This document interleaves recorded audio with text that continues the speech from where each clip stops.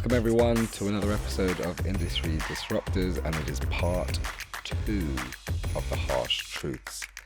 I am 𝗂𝗵𝗃𝗃, and this is 𝗂𝗵𝗆 𝗨𝗵𝗵, and we shall continue what we left you with in the last part. So we didn't watch part 1. Go back and watch it first. Go back and watch it.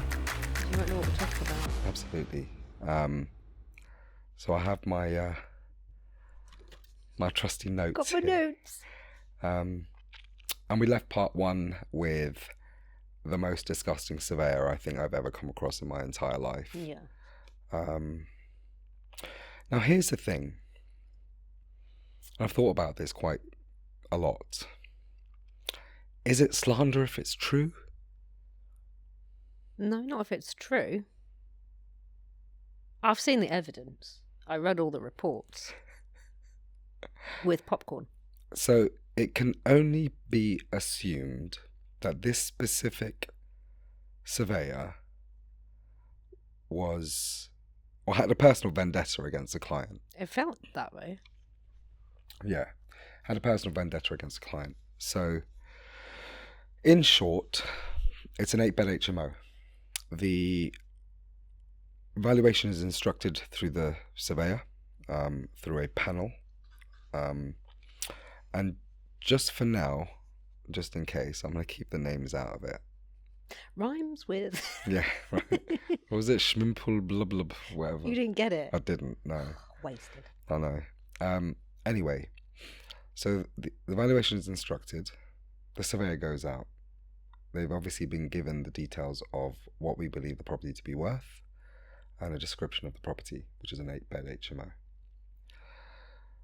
The surveyor walks into the property and says, there's no way that property is worth that.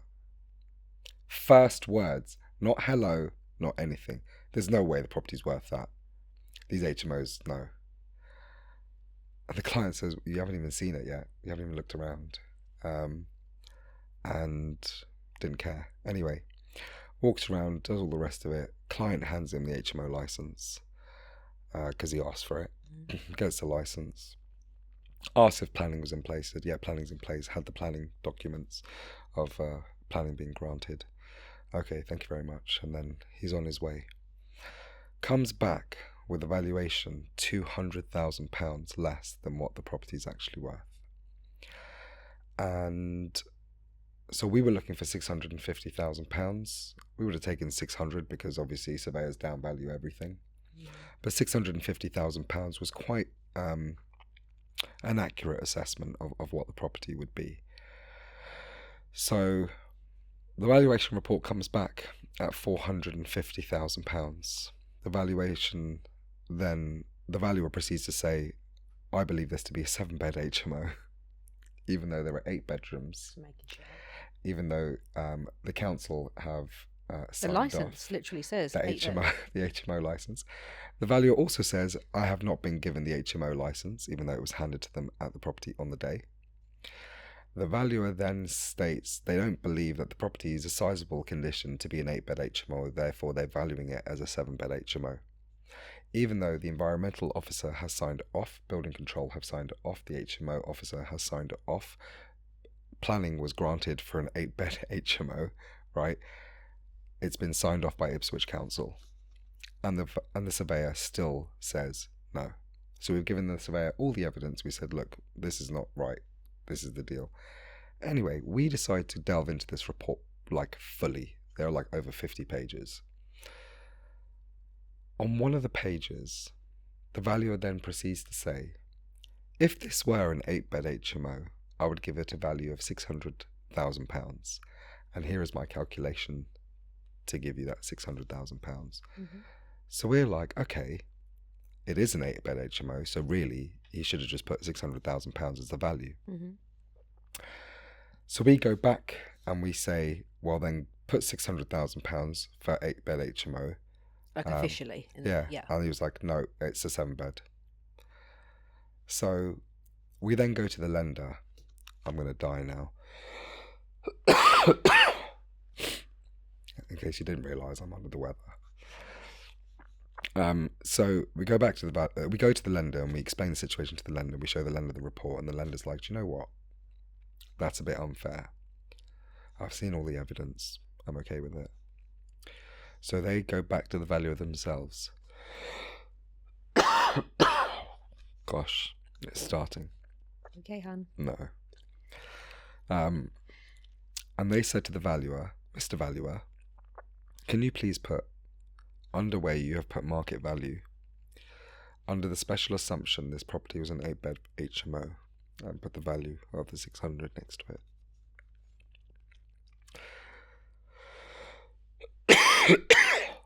I like the suspense, though. I'm dying. So the valuer redoes the report and sends the report to us. And the report says, under the special assumption of this property being an 8-bed HMO, I give this property £550,000. So he's downvalued his own down value. So it was £600,000 in the previous report. It's now £550,000 because the lender has said, give us a special assumption. But did he give a reason for that? No reason at all. All he did was he changed his calculation where he had done, it was approximately £4,400 per square foot. He put it down to £4,100 per square foot to give it 550,000. So if that's not discrimination, I don't know what is. Spite. If that's that is spite. If that's not out to give it to the client, I don't know what is. It's absolutely unbelievable. Darren, thank you, mate. I love you. I appreciate that. So you can tell we're live, right? Have some H2O. H2O, that works really well. Yeah, that's actually helped a lot. I should have had a glass of that before. So yeah, in short, he's then changed his value from 600,000 if it was an 8-bed HMO to 550,000 if it was an 8-bed HMO, just to be a dick.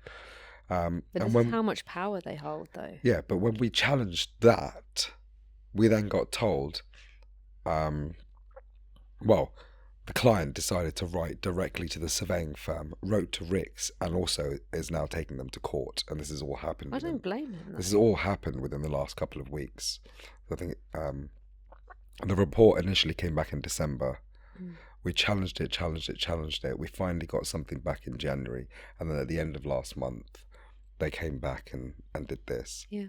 And then, so today... now it's literally just a back and forth. But unfortunately, the lender has now come back and said, well, there's nothing I can do. We have to lend on that 550. We can't on the 600. Even though they know it's worth 600. Yeah, they said that as part of the risk team that their funders wouldn't allow, because the valuation report says what it says. They have to go off that. Yeah.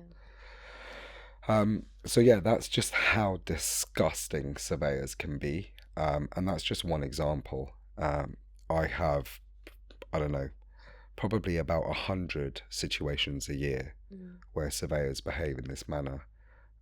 I recently myself had down valuations on my properties that I'm trying to remortgage, where it's just like you've just made up figures.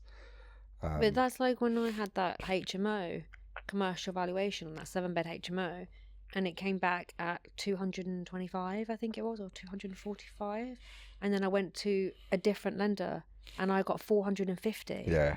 And I was like, how can two different surveyors go out, which are supposed to be valuing on data alone and not opinion? It is opinion. And it's like 200 grand difference. The problem is that it's subjective. Yeah, it is 100% subjective. It's how they feel. Did they just find out that their missus was cheating on them? Yeah, because they're not going to value it very nicely. Right. It's just, there's so many factors, too much emotion that comes into that survey. It's not data driven. It is 100%. But it should be data driven. But it's not. It's opinion driven. Yeah. They talk about comparables, right? So if I buy a property for £100,000, yeah, next door is £100,000. I spend £35,000 to make that property a lot better. Yeah. That property's, I don't know, 150, 160, 170, whatever it may be. Regardless of that money that I've spent, this valuer says, no, it's 100 grand. Why? Because that's what you bought it for. Okay. next door sold for 100 grand. I was like, mate, there's no kitchen next door. Yeah. There's no pigeons bathroom. in the roof, mate. There's pigeons. There's bird shit everywhere. That's 100 grand. So ours is 100 grand because of that. Where's the logic? I don't remember that one I had recently, just last year, where he downvalued a 1-bed flat, and then his comparables were more than what he valued the flat at. Yeah. So I'm like, how can you put it? I think it was at 150, and all of his comparables were between 175 and 200. So I was like, if your comparables are 175 to 200, what warrants 150? Yeah. How does that logically make sense? Yeah, and the problem is these RICS surveyors, right? They hide behind RICS because RICS don't do anything, right? Let's just get that clear. RICS don't do anything. They do not hold any of their surveyors accountable. All they do is show support, even though it's just absolute atrocious behaviour. Yeah. And it's got to the point now where it's costing people thousands. It's costing people their homes. This is how bad it has become. But they have way too much control. Way too much. And it's unnecessary. Because it's almost like they can go out and just pick a number out of thin air and just be like, well, this is what it's worth. That's what it is. Yeah, done. And the problem that we have also is that lenders then have to go by that figure. Yeah, because of insurance and risk and PI and all the rest of it. They're bound by it. And it's like, well, oh, sorry, this is what we have to do. But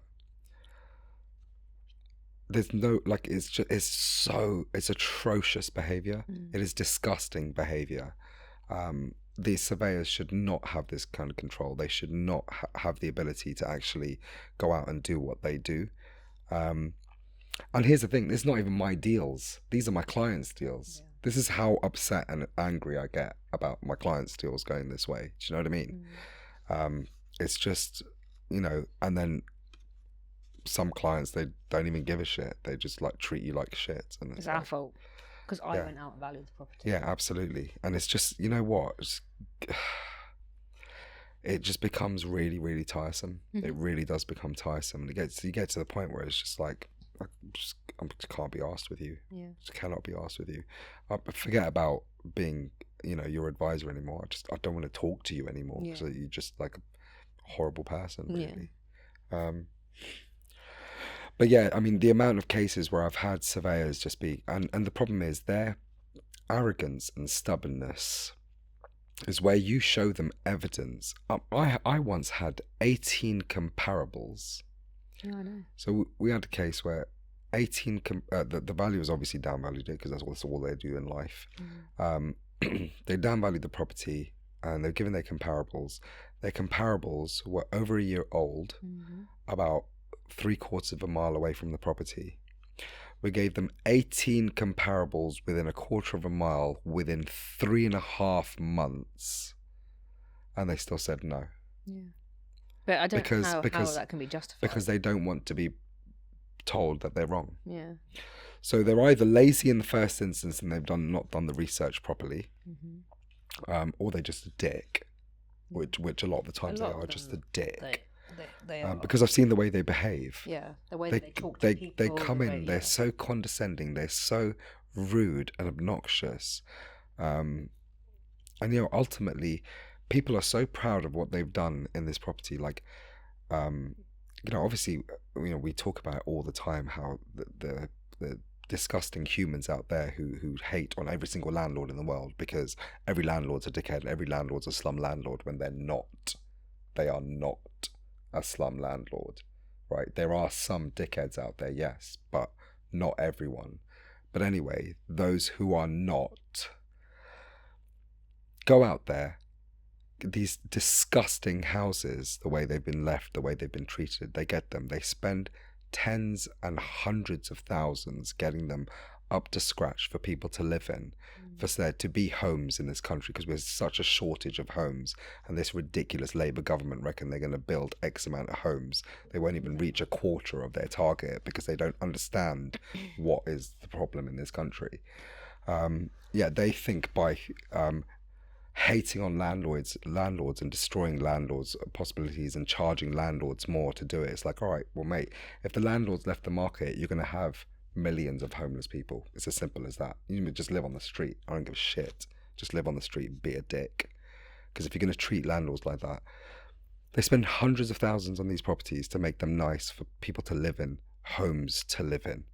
And then a surveyor comes and basically just shits all over you. It's like, what the fuck? Like, is it worth it? Is it actually worth it? Do you know what I mean? Because whatever happens, we know full well that 67% of this country are taking more from the system than actually putting into the system, right?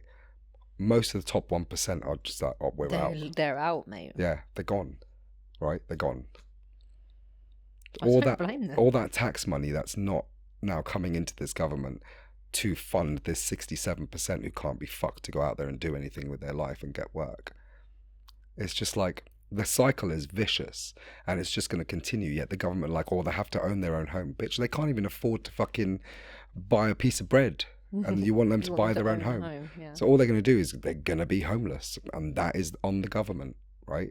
But they still do everything they possibly can to fuck over landlords. And they never see the bigger picture. It's like, tax the rich, tax the rich. And then the rich are like, fuck this, I'm leaving, see you later. I'm in the Middle East now.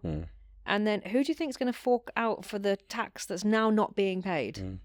The working people. Yeah. And they don't realise because they're too incompetent to realise. So it's like you don't see the bigger picture at all. And then you're just going to fuck yourself because you're the one who's got to pick up the bill for the people that you pushed out of the country. Oh, what are we going to do now? It's honestly, it is a vicious cycle. It's just going to continue to spiral downwards. Personally, I don't really see why they care. Like, why would you care if someone who has made a success of themselves and they're earning £1 million a year, why do you care that how much tax that they pay? Because the tax that they pay is more than you is earn more in a than year. what you earn in 50 years. Yeah. In some cases. So it's like, but why do you care? Yeah. It's entitlement. Being a job's worth. It baffles me. But yeah, anyway, I mean, half these surveyors could be those people, but yeah, the way they treat them is unbelievable. It's all around the property sector, though. Yeah, it is. It is. There is. It is quite a vicious kind of area of business, let's say. But then you look at these lenders as well. Lenders, I don't know what's going on with them.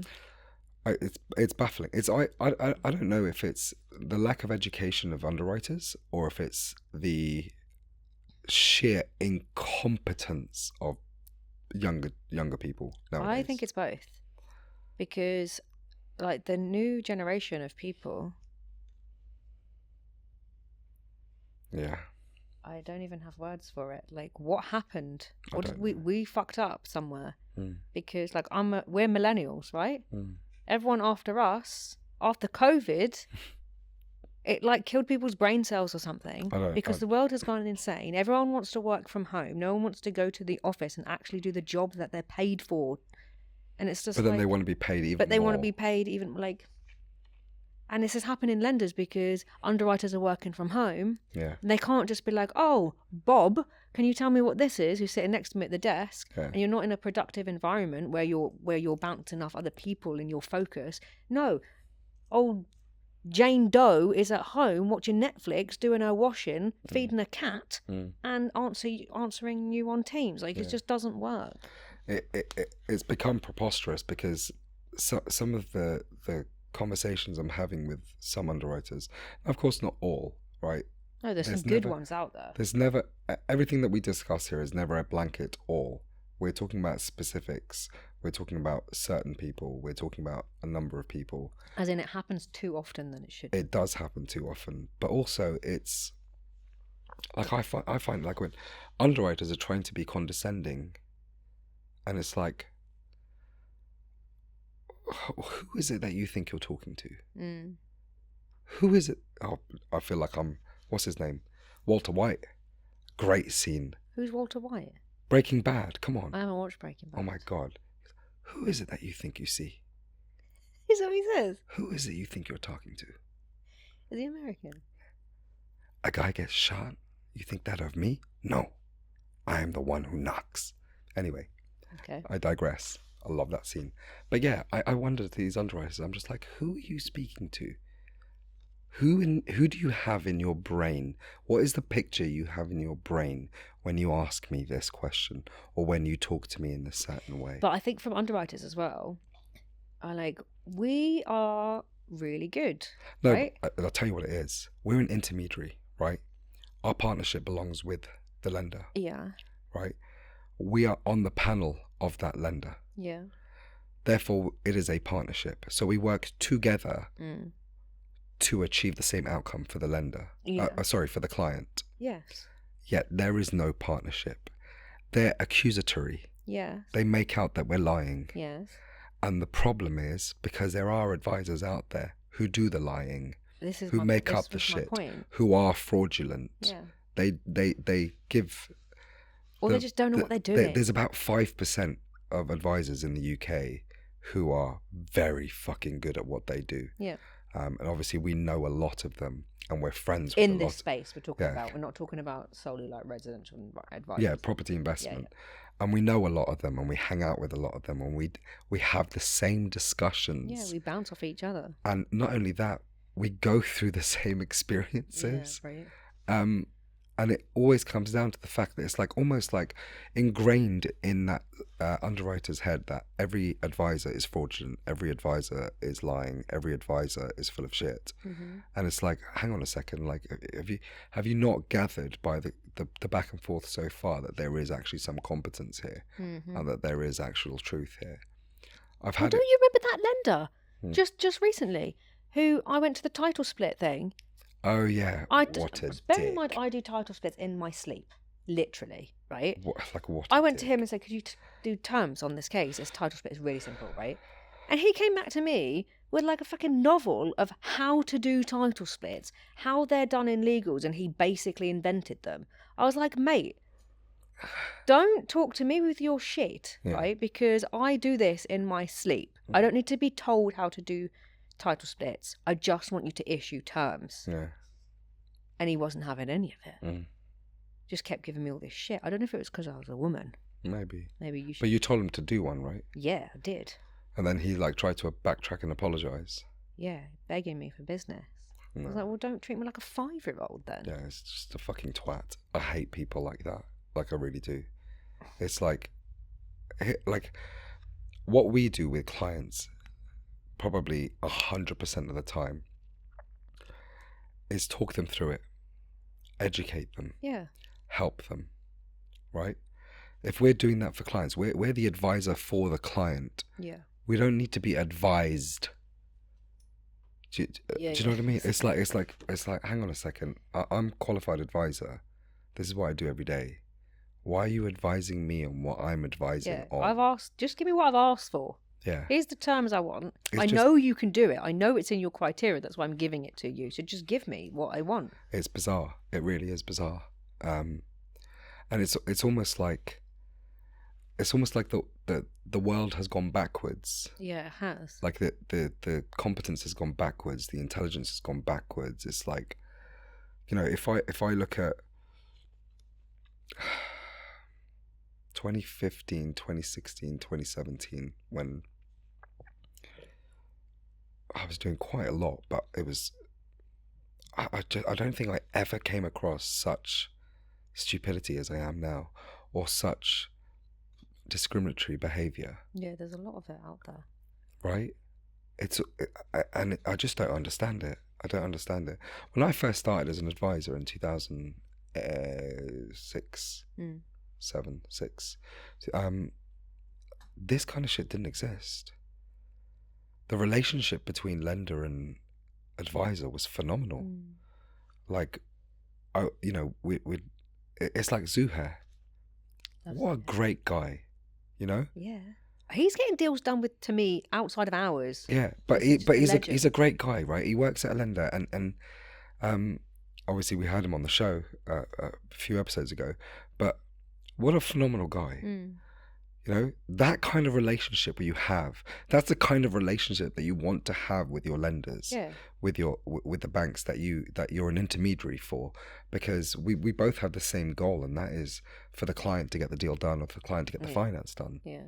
it just becomes preposterous the way certain banks are, certain lenders are. You know, half of them won't respond to you for 5-6 days.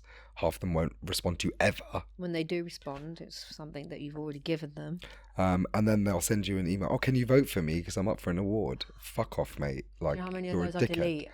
It's like you're a dickhead. You've never spoken to me in your life, Yeah, and now you want me to vote for best BDM. Yeah, fuck off. Do one. Yeah, absolutely. It's just like, who do you think you are? Yeah. Like, who do you think you are?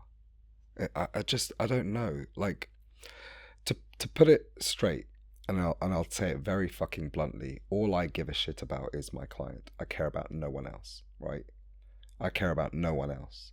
My goal in life as an advisor, I have many, many facets to my life. I have many, many job roles in my life as well. But as a mortgage advisor, my only one care is my client. I want my client to get that mortgage, that bridging loan, that development loan, whatever it may be. I want them to get it. I want them to achieve something. I want them to grow their portfolios. I want them to be the best. I want every single one of my clients to be that amazing human that they can be because they want to be, right? I don't care about anyone else. So I am going to fight everyone. I'm going to fight the solicitors. I'm going to fight the lenders. I'm going to fight the valuers. I'm going to fight the estate agents, and I'm going to fight the accountants. I'm going to fight them all for my client because that's what I care about. It's the only thing I care about.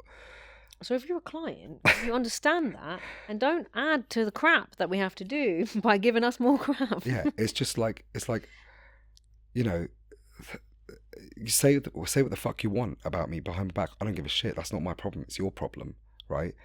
I know who I am, and all I care about is the client, right? And obviously, when we first met, when you first started working at Hearthstone, the first thing I said to you, and I've said to every single advisor that works at Hearthstone, the client is the most important thing. They are the most important thing. No matter what happens, the client is the most important thing. So whatever it is that we need to do to help that client, you need to do it. Whatever it is. If the client doesn't understand a thing about mortgages, we're going to help them. We're going to advise them. We're going to teach them. A bit more time. Absolutely. So it's and that's literally what every single mortgage advisor should be doing. And if they're not doing it, then you should not be working with them. It's as simple as that. Because they're, like I said, there's probably about 5% of the advisors in the UK who are like that. Yeah. And they'll bend over backwards for you. Those are the people you want to work with. If you don't have a relationship with your advisor, if it is literally, hi, I need this. Okay, thanks. Here you go. All right. Okay, bye. If that's your relationship, you're working with the wrong person. Yeah. And if you're working with someone just because they're free, you're a fucking idiot. It's as simple as that. I'm sorry, but you are a fucking idiot. Oh, they don't charge me, so I'm going, okay, go. I don't give a fuck. Like, I'm sorry. Do you imagine if you've been arrested, you go and get a free lawyer? No one wants a free lawyer. The court-appointed lawyer is going to protect you. It's not going to happen. They don't give a shit. I'll be on death row. They don't care. They don't care about you. No, yeah. They don't give a shit.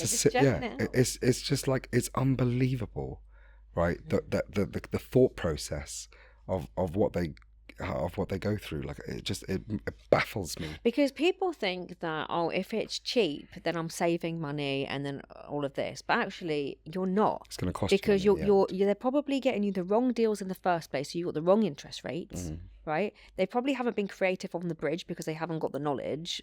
Not in all cases, but in most cases. And thirdly, they probably lied and committed fraud, and one day it'll come back and bite you in the arse. Yeah, or that. Or it takes fucking 6 months to complete on a deal that should have taken 8 weeks because you didn't spend an extra £500 on a solicitor that actually knows what they're doing. Yeah, so that takes us on to solicitors. There are solicitors in this country who just don't give a shit about you, right? And it's as simple as that. They don't give a shit. They don't. They don't care about your case. They don't care about if you complete. They don't care about if you have to get an extension. They don't care about if you need to do another valuation because the valuation has expired. They don't give a shit. They are literally there to just push pencils. They don't care. A lot of them, oh yeah, £400. Mate, if you're paying £400 for a solicitor, you need to run the fuck away. It's as simple as that. Because they will just... If you look at all the properties that we have where clients are buying from vendors and the vendors using some cheapo local solicitor. It's the worst. And it takes, instead of taking like 4 weeks to complete. It takes 5 months. Well, I've got one to now. complete. We're approaching 8 months on a bridge because the vendor's solicitor is horrendous. Yeah. Oh, I had it. It took 10 months to complete on that one in Liverpool. Yeah. On the hotel. Yeah. 10 months to complete because halfway through, solicitor decides they're going to go on a 2-month holiday. So they've gone on a 2-month holiday, no one there to pick up the pieces. I mean, it's just like 10 months on a bridge. It's unbelievable. And it's because you're using stupid solicitors. But you dare try and question them. No. Oh, don't talk to me like that. Don't talk to me like I called that that woman out who was making up shit. I was like, ashtray. you're making up shit. Yeah. Just complete on the deal. Yeah. Said it in a nice way. You did actually. I did. I saw your email and it was very, very professional. It was. And it was very, very polite. I thought so because Yeah. I was fuming. Yeah. And If it was me, I would not have been that polite. And she came back and said what she said. Yeah. Please reconsider how you talk to your professionals. Bitch, if you did your job, I wouldn't have to talk to you like that. You wouldn't have to talk to her at all. I wouldn't have to even email you. Just Yeah. do your job and shut up. Yeah, absolutely. And I mean, that's why, like, I mean, I love working with Julian and his team. Julian's best. Right? Obviously, like, wow. They're not just are they amazing people, they're very fucking good at their job. Yeah. James Duggan. And you've got Mike, a person for everything. Scarlett, like, remortgage, you go to Charlie, James. Joseph, Mike, you all go of- to yeah, absolutely. Ted Yeah, so Hospital. every single thing that we've got, there's always someone that has a specialty in that. It's brilliant. But they're very, very good at what they do. They're very, very nice people. They're actually not badly priced at all. No, I think they're But reasonably but you know priced. what? They actually care. Yeah, they do. They actually care. They want to get it done for the client. They want that client to complete. Well, don't you know what I mean? remember I said to Julian once, I had a client who wasn't happy with something, and he was horrified. Yeah. He was like, how can I make it up? Yeah, he he was upset. really upset. And he was like, how can I make it up to this client? Yeah. He has, and now they're like, they do it every day. Absolutely. And you see someone like this where they've taken 3.5 weeks to respond to you. They don't even apologize. Yeah. They literally, you've just taken 3.5 weeks to respond and you don't even apologize. You reply as if it's the next day. Yeah. Like, that is disgusting. That is disgusting. I apologize if I'm fucking like 1 day late. Yeah, 24 hours. Yeah, if I'm 48 hours, I'm really, really sorry. But I mean, we all get busy. It happens. Yeah, of course. There's no denying it can be very, very busy out there. But not 3 weeks busy. But just fucking say sorry. Yeah. Right? Or if you've missed the email, say sorry. Yeah. Right? Because I mean, my fucking inbox is unbelievable. Yeah, but don't say, I sent this a week ago when you haven't sent it, because I'm in the email chain and I've seen it. Yeah, and that's the other thing. They lie. All the time. They just plain Just lie. make up shit again. Just make up shit. Just plain lies. Like, what's the point? But like, I'm copied into the chain of emails. The best part was, I know we never received these documents. Bitch, you replied to the email. Yeah. Look at the chain. Go down. You replied to the email where you received thanks for the documents. It's just unbelievable. It really, really is. And it's just baffling. It's baffling how people just don't have care for what they do. It's almost like they don't have a purpose. No. Right? They're just churning. Yeah. It's just a daily like a grind. hamster on a wheel. It's just but like, the mate. hamster's dead. It's like, mate, if you don't like it, fucking leave and go and do something else. Yeah. Do you know what I mean? It's horrifying, some of the things that we see, and I get very emotional about it. I get very passionate about it because I believe that people deserve better. People deserve more. Do you know what I mean? They deserve good customer service. But it's not just about customer service. It's about being a good person, right? From the inside, you've got to be a good person. If you're not a good person, there's just no point. It goes without saying. Yeah, but you don't see it. You don't see it a lot, no. No, you don't see it. And it's just baffling to me. It really is. It makes my blood boil. I get really, really frustrated. So I'm just like, why can't you just be a decent person? Excuse me. And the other thing I think is like honesty. Where's the honesty? Just be honest. Just tell it how it is. Yeah. You know what I mean? People will appreciate honesty far more. Yeah. Right? Like, just be honest with people. It's not hard. Well, you saw me on the phone to that lender the other day where he called for my business, and I was like, sorry, I'm not going to give you any business. And he was like, why? And I was like, because I don't. Unethical. You're an ethical lender, and I don't want to take my clients here. Absolutely. And he was like, I appreciate the honesty. Okay, I will never call you again. I was like, thank you very much. Yeah. And that's it. If you're unethical, we don't want to work with you. It's as simple as that. No, not at all. But then, honesty, what does that lead us on to? Our good old estate agents. Estate agents. I knew I was going to say that. Good old estate agents. Estate agents just wind me up because it's like, okay, one, your job is to say, hey, buy this nice house. And then they say yes. And that's it. That's your job, right? So why are you trying to act like 5 other people? They're trying to be the lender, the mortgage advisor, the solicitor, the surveyor. Part of Parliament. Parliament. Like, stop calling me, why hasn't the mortgage offer been out? Well, you don't know anything about this case. Yeah. So how about shut it and just don't do anything? No, but it's also the honesty, like the bullshit. Like, I mean, driving on the way. So much crap. Yeah, driving on the way here. The good old, they've had a higher offer, but they want to accept yours, but they want you to come up a little bit more. Shut the fuck up, you lying bastard. Yeah. You're just full of shit. It's just You are full of shit. Oh, we've had an offer of this, but if you match the offer, they'll go with you instead. Fuck off. Yeah. No one is going to do that. No one gives a fuck who buys their house. I don't give 2 fucks who buys my house.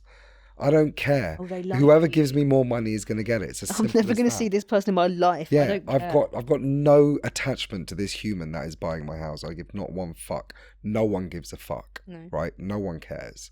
Right? And why should they care? It doesn't matter. They're moving on. End of story.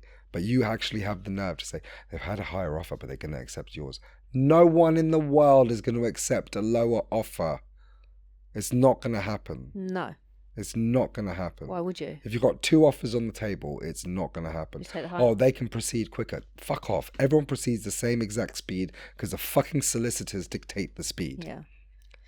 The solicitors dictate the speed, no one else. 2 things about estate agents that wind me up the most is... They're continuously calling. Apart from the continuous calling, because I just block. And I've had this, right? So we're completing tomorrow, right? This is completely true, by the way. The estate agent calls me up and says, if they don't complete today, they're starting again with a new person. I'm pulling the deal. I was like, we're completing I'm tomorrow, sorry, you we're dumb completing fuck. tomorrow. Right? Do you understand we're completing tomorrow? If you start again with a new person, you're going to be set back 8 to 12 weeks. Yeah. So I said this on the phone, and I was like, okay, let's just pan it out, right? You know, like pros and cons, right? Tomorrow, 8 weeks. Which one do you think is better? Tomorrow. Yeah. So shut the fuck up. They're just so full of shit. Like, Just why fuck would off. anybody logically do that? I'm literally a day away from completing. No, Or but you're it's- in legals. You don't have to be a day away from completing. You're in legals, or you've got the mortgage offer. Like, you're No, going to but be quicker. I'll tell you what, it's the continuous fucking... Oh, we're going to pull the deal. We're going to pull the deal. It's We're going to go constant. somewhere else. We're going to go somewhere else. It's just like, Like stop a broken scaremongering. record. But you see, look at my guy, Kiku, Yeah. right? He's an estate agent and he's a nice guy. He's a great guy. And I've known him for a long time. But look how patient he is. So patient. He's like most patient estate agent. But the best thing is the communication. He's understood the process. Yeah. He's asked, where are we at now? Have you got everything you need from the client? Have the client responded to you? Has the client given you Because what he you've asked for? understands that it's not all us, right? Yeah. This is, I'm waiting for X, Y, and Z from the client, and Yeah. the client has taken 2 weeks and I still don't Absolutely. have the document. So long story short, we have a client who's purchasing a property, but the whole trailer funds thing has been quite excessive because she has 13 bank accounts. So we've got to sift through 13 different bank accounts.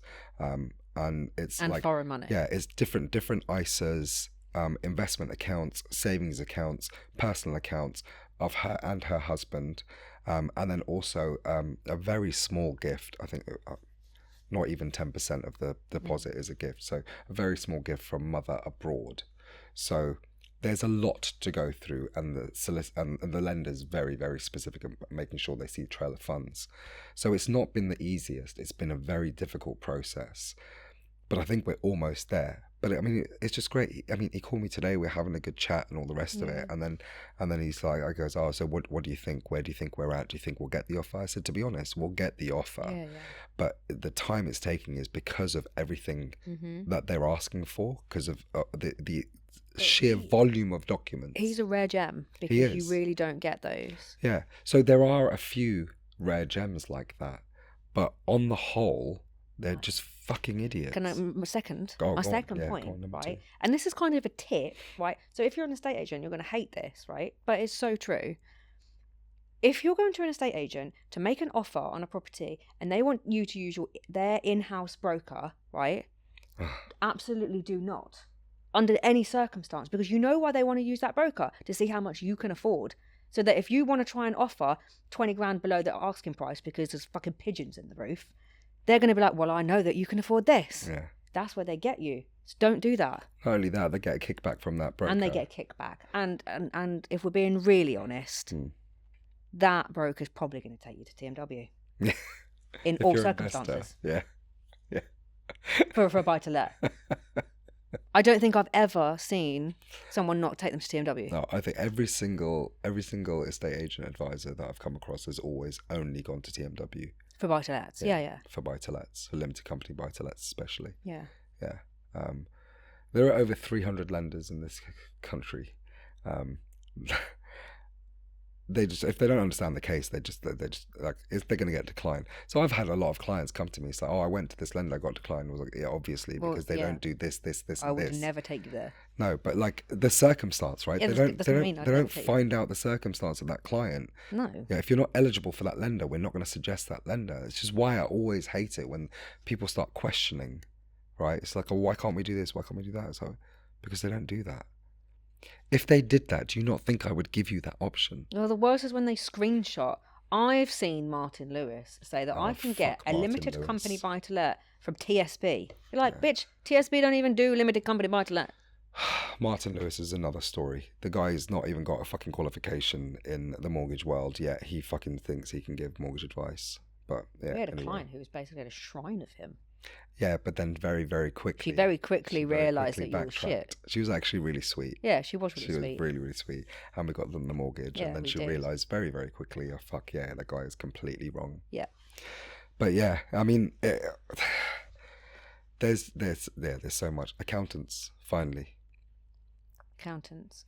Why don't you understand, right, that HMRC... Okay, 9 months, right? If your year end is January, it's end of September, right? Everyone knows that. Why don't you understand that for lending, it's 6 months? Because they're property specialists and they know everything. Because if you're a property specialist, you should know that. Yeah, no. And then why do you argue with me about it? The lender wants this, the lender needs this, so just do it. But yeah, I mean, I don't know. I've had accountants say to me, we're property specialists, and I would say, well, if you're a specialist, why have you not got the tax calcs done? Why do I not have a tax calc in my hand? Exactly. It's past 6 months. I still don't have 2024 tax calcs for some of my clients now in February, right? And I said to my client... HMRC deadline is January. Even they've gone past HMRC deadline, right? But I was like, by the time you get me your 2024s, I'm going to need your 2025s. Yeah. Like, come on. And it's on the accountant. That's not even on the client sometimes. It's on the accountant. Yeah. I mean, again, that's why I started Hearthstone Accountants, because I just got fed up with it. Because we actually asked property specialists. Yeah, I just got fed up with it. But I mean, harsh truths. There are a lot there. I mean, honestly, we could do a part 3, 4, 5, 6, and 7. But I am going to call it there because it's been fun. It's been eventful. And it is also the end of season 2. It is. Sorrows. You're going to miss me. Sorrows and prayers. You're going to miss me.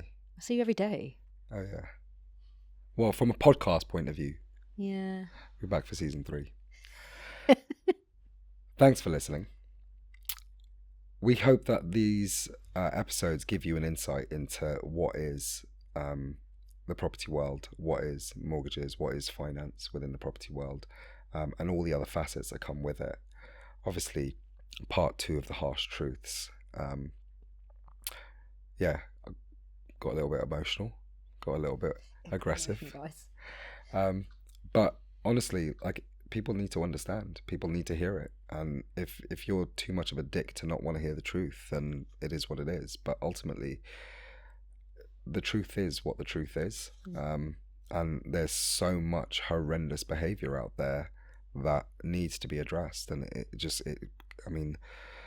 can't really continue. It's just, something's got to be done. There really does have to be something that has to be done, because too many people are getting away with too much bullshit. And it's just not pleasant at all. But we thank you very, very much for joining us. We appreciate you, and we value the input that you have. We value your comments. We hope that we give you the right insight into what this world is, and we hope that you have questions and you're willing to share those questions with us for us to be able to help you however we can. Hearthstone is very much a family-oriented place. All the advisors are very welcoming, very open, very honest, and the ethos and the mantra and our ethic is exactly the way that I want it to be, because I was not going to have an unethical company in any circumstance whatsoever. I'm aggressive but adorable. So the value chain that we have within Hearthstone starts right from the very first time you contact us. So please do reach out if you do have any concerns, any questions, any advice that you need. We're here for you in every single circumstance. Thank you for tuning into the podcast. We will be back for season 3. We're going to take a short little break, but we will be back. And we really, really appreciate you watching and having laughs with us, as well as understanding what we're about and how we're here for others. So from 𝗵𝗵𝗃𝗵𝗃 𝗵𝗵𝗃𝗵 and myself, 𝗂𝗃. Are you ever not ever going to call me that? What do you want me to call you? No, I'm fine with that. What's fun about them? Interrupting me saying goodbye. From 𝗵𝗵𝗃𝗵𝗃 and myself, 𝗂𝗃. Thank you very much for tuning in. Please do subscribe. Please do leave your comments. And join us again for season 3.